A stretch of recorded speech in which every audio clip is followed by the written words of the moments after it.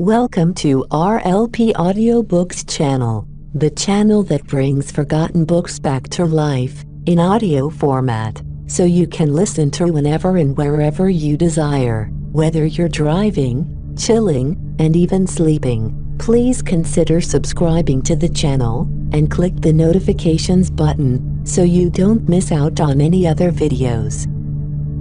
Now, relax, listen, ponder, and enjoy. Surah 91. Ash-Shams. Context. Period of revelation.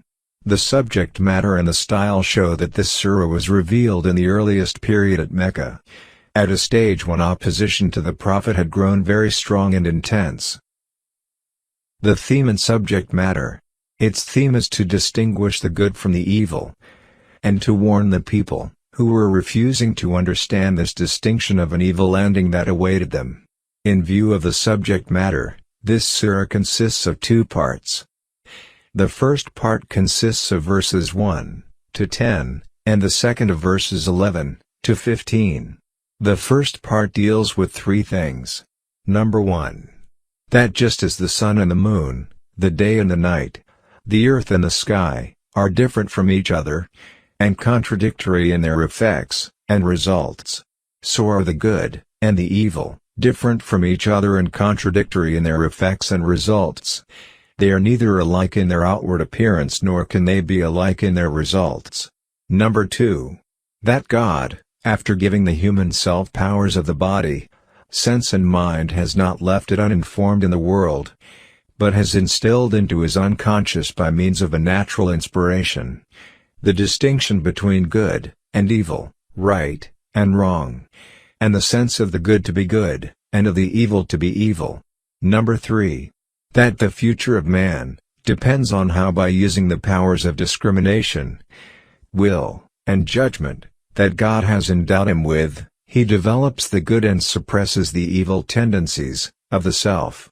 If he develops the good inclination, and frees his self of the evil inclinations, he will attain to eternal success, and if on the contrary, he suppresses the good and promotes the evil, he will meet with disappointment and failure. In the second part, citing the historical precedent of the people of Thamud, the significance of apostleship has been brought out. A messenger is raised in the world, because the inspirational knowledge of good and evil that God has placed in human nature is by itself not enough for the guidance of man. On account of man's failure to fully comprehend, he proposes false ideas and theories of good and evil, and thus goes astray. That is why God sent down clear revelation to the prophets, so that they would make clear to the people as to what is good and what is evil. Likewise, the prophet Saleh was sent to the people of Thamud, but the people, overwhelmed by the evil of their self, had become so rebellious that they rejected him. And when he presented before them the miracle of the she-camel, as demanded by themselves, the most wretched one of them, in spite of his warning, hamstrung it in accordance with the will and desire of the people. Consequently, the entire tribe was overtaken by a disaster. While narrating this story of the Thamud, nowhere in the surah has it been said, O people of Quraysh, if you rejected your prophet, Muhammad, as the Thamud had rejected theirs, you too would meet with the same fate as they met. The conditions at that time in Mecca were similar to those of the people of Thamud against the prophet Salih. Therefore, the narration of this story was by itself enough to suggest to the people of Mecca that this historical precedent applied to them too.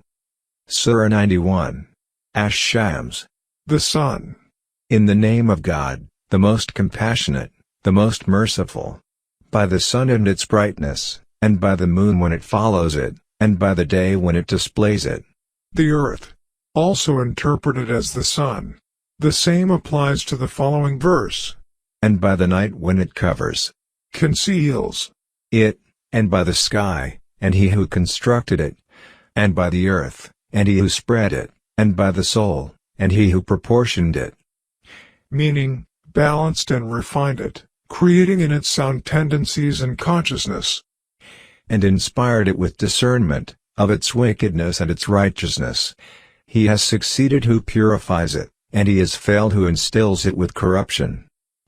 Thamud denied their prophet, by reason of their transgression, when the most wretched of them was sent forth to hamstring the she-camel, which had been sent by God, as a sign to them. And the messenger of God, Salih, said to them, "Do not harm the she-camel of God, or prevent her from her drink." But they denied him, and hamstrung, and then killed her. So, their Lord brought down upon them destruction for their sin, and made it equal upon all of them. And he does not fear the consequences. God is not asked about what he does, but his servants will be asked. See Surah 21, verse 23. Thank you for listening. If you have enjoyed listening to this book, please give it a like, and consider subscribing to the channel, and click the notifications button, so you don't miss out on any other videos.